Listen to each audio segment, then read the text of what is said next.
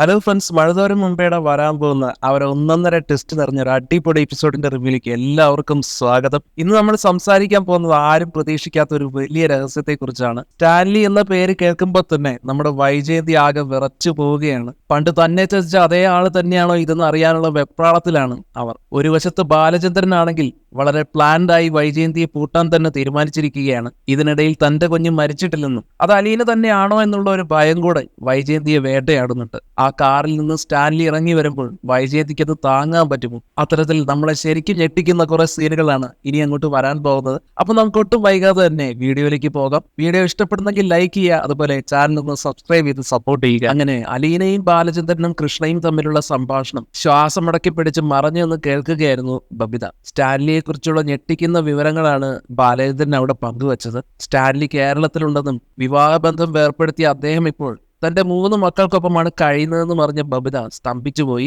താൻ ഇതുവരെ കരുതിയിരുന്നതിനേക്കാൾ സങ്കീർണമാണ് കാര്യങ്ങളെന്ന് ബബിതയ്ക്ക് ബോധ്യമാവുകയും ചെയ്തു. പപ്പയുടെ മകളായി ജീവിക്കാൻ എനിക്ക് ഭാഗ്യമുണ്ടാകുമോ എന്ന് അറിയില്ല അച്ഛാ, പക്ഷേ എനിക്ക് അദ്ദേഹത്തെ ഒന്ന് ദൂരെ നിന്നെങ്കിലും കാണണമെന്ന് പറഞ്ഞ് അലീന ബാലചന്ദ്രന്റെ മുന്നിൽ തകർന്നു വിതുമ്പുന്നത് അതുകൂടെ കണ്ടപ്പോൾ ബബിതയുടെ ഉള്ളിൽ ഒരു നിമിഷം പരിഭ്രമം നിഴലിച്ചു. ഇനി ഒട്ടും വൈകിക്കൂടാ. ഈ പുതിയ വിവരം ഒരായുധമായി മാറ്റണമെന്ന് ഉറപ്പിച്ച ബബിത ആരും കാണാതെ അവിടെ നിന്നും വഴുതി മാറി. എന്നിട്ട് നേരെ വൈജയന്തിയുടെ അടുത്തേക്ക് പാഞ്ഞു. ഈ സത്യം വൈജയന്തി അറിഞ്ഞാലുണ്ടാകാൻ പോകുന്ന ഭവിഷ്യത്തിനെ കുറിച്ച് ഓർത്ത് ബബിതയുടെ ഉള്ളിൽ ഒരു വല്ലാത്ത പരിഭ്രമം ഉണ്ടായിരുന്നു. എങ്കിലും വൈജയന്തിയുടെ മുറിയിലേക്ക് ആവേശത്തോടെ കയറി വന്ന ബബിത എല്ലാ കാര്യങ്ങളും വൈജയന്തിയോട് തുറന്നു പറയുകയാണ്. അമ്മേ, വലിയൊരു സത്യമാണ് പുറത്തു വന്നിരിക്കുന്നത്.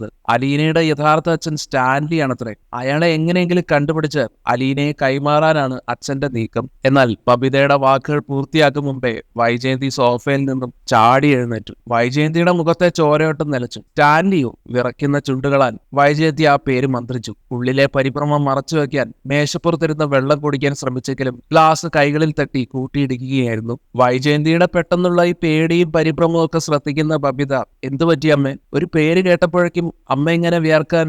അമ്മയ്ക്ക് ഈ സ്റ്റാൻലിയെ മുൻപരിചയമുണ്ടോ എന്നൊക്കെ ചോദിച്ചെങ്കിലും വൈജ പറയുന്നത്, എനിക്ക് ആരെയും അറിയില്ല, ഞാൻ ആദ്യമായിട്ടാണ് ആ പേര് കേൾക്കുന്നത്, നീ വെറുതെ ഓരോന്ന് ഭാവനയിൽ കാണണ്ട എന്നിങ്ങനെ പറഞ്ഞ് ബബിതയുടെ ചോദ്യങ്ങൾക്ക് മുന്നിൽ ഒഴിഞ്ഞു മാറാൻ ശ്രമിച്ചു. എന്നാൽ ബബിത വിടാൻ ഭാവമില്ലായിരുന്നു. ഇല്ല അമ്മേ, ഇതിലെന്തോ ഒരു അപകടം മണക്കുന്നുണ്ട്. അലീന അച്ഛന്റെ അവീത സന്തതി അല്ലെന്ന് അറിഞ്ഞാൽ ഏറ്റവും കൂടുതൽ സന്തോഷിക്കേണ്ടത് അമ്മയല്ലേ? അവളുടെ ശല്യം ഈ വീട്ടിൽ നിന്ന് ഒഴിയാൻ പോകും. ആ സന്തോഷത്തിന് പകരം അമ്മയുടെ മുഖത്ത് കാണുന്നത് പേടിയാണല്ലോ. എന്തിനാണ് അമ്മ ഇങ്ങനെ വെപ്രാളപ്പെടുന്നത്? അപ്പോൾ വൈജ, എന്റെ പ്രതികരണങ്ങൾ കണ്ട് നീ സംശയിക്കേണ്ട ഒരാവശ്യമില്ല ബബിതെ. സന്തോഷമായാലും സങ്കടമായാലും എന്റെ മുഖം ഇങ്ങനെ തന്നെയാ. എനിക്ക് കുറച്ച് ജോലി തിരക്കുണ്ട്, നീ പോയി നിന്റെ കാര്യം നോക്ക്. ബബിതയുടെ സംശയ ദൃഷ്ടിയിൽ നിന്ന് രക്ഷപ്പെടാൻ എന്നവണ്ണം വൈജ ബെഡ്റൂമിലേക്ക് ഓടി രക്ഷപ്പെട്ടു. എന്നാൽ മുറിക്കുള്ളിലെ ഏകാന്തതയിലും വൈജയുടെ ഉള്ളിലെ ഭയം ആളിപ്പടർന്നു. വർഷങ്ങൾക്ക് മുമ്പ് തന്നെ വഞ്ചിച്ചു പോയ ആ പഴയ സ്റ്റാൻലി തന്നെയാണോ ഇത്? ആ പേര് ഒരു മന്ത്രം പോലെ വൈജയുടെ ഉള്ളിൽ മുഴങ്ങിക്കൊണ്ടിരുന്നു. അല്ല, ആയിരിക്കില്ല. ലോകത്ത് എത്രയോ പേർക്ക് ഈ പേരുണ്ടാകും. വെറുതെ പഴയ കാര്യങ്ങൾ ഓർത്ത് എന്തിനാ താനിപ്പോ വിഷമിക്കുന്നത്? അങ്ങനെ സ്വയം സമാധാനിക്കാൻ ശ്രമിക്കുകയാണ് വൈജ.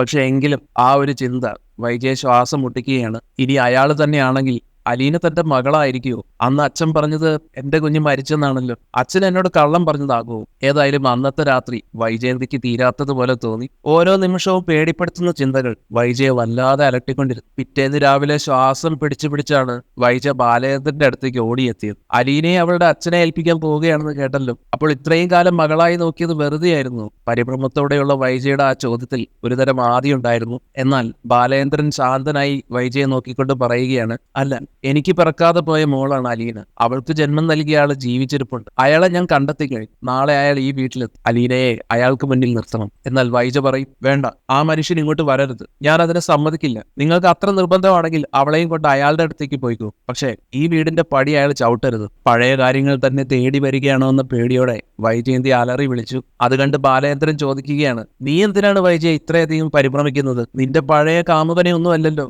ഞാൻ ഈ പടിവാതിൽക്കൽ കൊണ്ടുവരുന്നത്. പിന്നെ ഓർത്തോ, ഈ വീടിന്റെ ഓരോ ഇഷ്ടികയും എന്റെ വിയർപ്പാണ്. ഇവിടെ ആര് വരണമെന്ന് തീരുമാനിക്കുന്നത് ഈ ഞാൻ മാത്രമായിരിക്കും. തിരുത്താൻ പറ്റാത്ത ഒരു തീരുമാനമായിരുന്നു ബാലചന്ദ്രന്റെ വാക്കുകളിൽ അപ്പോൾ ഉണ്ടായിരുന്നത്. ബാലചന്ദ്രൻ അങ്ങനെയും പറഞ്ഞ് അകത്തേക്ക് പോയതോടെ വൈജയന്തി ശരിക്കും തകർന്നു പോയെന്ന് വേണം പറയാൻ. സ്റ്റാൻലി ആ പേരെന്നെ വിടാതെ പിന്തുടരുകയാണോ? അങ്ങനെ തനിയെ പറഞ്ഞു വൈജ. ഗർഭിണിയായ തന്നെ വഴിയിൽ ഉപേക്ഷിച്ച് മറ്റൊരുവളുടെ കൂടെ പോയ അവനോടുള്ള ദേഷ്യം ഉള്ളിൽ ഇരച്ചു കയറി. അവൻ എന്റെ മുന്നിലെങ്ങാനും വന്നാൽ ചിലപ്പോൾ ഞാൻ എന്തെങ്കിലും ചെയ്തു പോകും. സമനില തെറ്റിയതുപോലെ വൈജ മുറിയിൽ അങ്ങോട്ടും ഇങ്ങോട്ടും നടന്നു. ശേഷം വൈജയന്തി അലീനയോട് ചെന്ന് ദേഷ്യപ്പെടുകയാണ്. എടി അലീനെ, നിന്റെ ഈ അച്ഛൻ കളി എപ്പോഴാണ് അവസാനിക്കുന്നത്? ഒരിക്കലും ബാലചന്ദ്രൻ, ഇപ്പൊ സ്റ്റാൻലി, അല്ല ആരാ നിന്റെ യഥാർത്ഥ പപ്പ?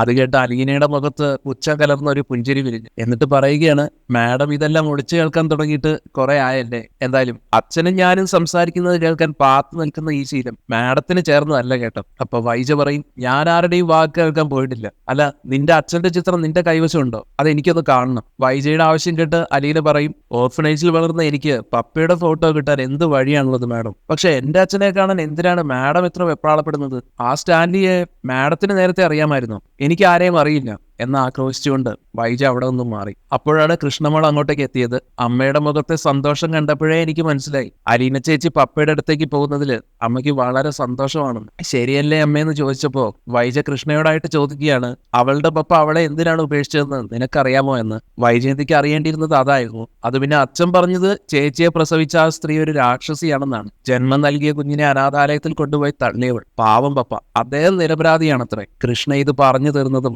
നിർത്തടി എന്ന് പറഞ്ഞ് നിയന്ത്രണം വിട്ട പോലെ അലറുകയാണ് വൈജ കൃഷ്ണയ്ക്ക് നേരെ.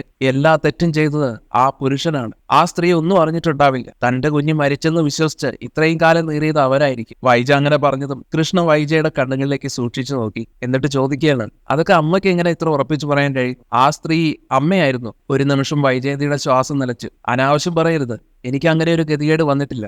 എന്റെ മക്കളെ ഞാൻ പൊന്നു പോലെയാണ് നോക്കുന്നത്. അപ്പൊ കൃഷ്ണയും പറയും, ശരിയമ്മേ, പക്ഷെ ഒരു കാര്യം ആലോചിച്ച് നോക്ക്. വർഷങ്ങൾക്ക് ശേഷം മരിച്ചുപോയെന്ന് കരുതിയ മകൾ ജീവനോടെ മുന്നിൽ വന്നാൽ അമ്മ അവളെ ആട്ടി പുറത്താക്കുമോ അതോ മാറോടണയ്ക്കും? കൃഷ്ണയുടെ ചോദ്യത്തിന് മുന്നിൽ മറുപടി ഒന്നും പറയാനാകാതെ ആകെ പേടിച്ചു വിറച്ച് വൈജയന്തി അവിടെ അനങ്ങാതെ നിന്നു. എന്നിട്ട് മനസ്സിൽ ചിന്തിക്കുകയാണ്, അന്ന് ആശുപത്രിയിൽ വെച്ച് എന്റെ കുഞ്ഞ് മരിച്ചെന്ന് പറഞ്ഞത് അച്ഛനും അമ്മയും കൂടെ മെനഞ്ഞൊരു കള്ളക്കഥയായിരുന്നു. അലീന എന്റെ മകളാണെങ്കിൽ ഇത്രയും കാലം എന്റെ രക്തത്തെ തന്നെയാണല്ലോ ഞാൻ വെറുത്തത്. ബാലേന്ദ്രന്റെയും മക്കളുടെയും മുന്നിൽ ഇനി ഞാൻ എങ്ങനെ തല ഉയർത്തി നിൽക്കും? എങ്കിലും മരിച്ചുപോയെന്ന് കരുതി എന്റെ മകൾ ജീവനോടെ തിരിച്ചു വന്നാൽ എനിക്ക് അവളെ തള്ളിക്കളയാനാകുമോ? ഉള്ളിലെ വല്ലാത്തൊരു അസ്വസ്ഥത കാരണം ചിന്തകൾ കാട് കയറി വൈജ ആകെ തകർന്നുപോയ അവസ്ഥയിലായി. ആ പരിഭ്രമത്തിനിടയിൽ വൈജയന്തി ഓടിച്ചെന്ന് തന്റെ അലമാര തുറന്നു. വസ്ത്രങ്ങൾക്കിടയിൽ ഒളിപ്പിച്ചു വെച്ചിരുന്ന ആ പഴയ ചെറിയ തടിപ്പെട്ടി വൈജ വിറയ്ക്കുന്ന കൈകളോടെ പുറത്തെടുത്തു. അതിനുള്ളിൽ മഞ്ഞനിറം പടർന്ന് ഒരു ചെറിയ കുട്ടിയുടുപ്പും സ്റ്റാൻലി പണ്ട് നൽകിയ ഒരു ചെറിയ മോതിരവും ഉണ്ടായിരുന്നു. തന്റെ കുഞ്ഞ് മരിച്ചുവെന്ന് അറിഞ്ഞ അന്നു മുതൽ വൈജ നെഞ്ചോട് ചേർത്ത് കരഞ്ഞ ഓർമ്മകളാണവ.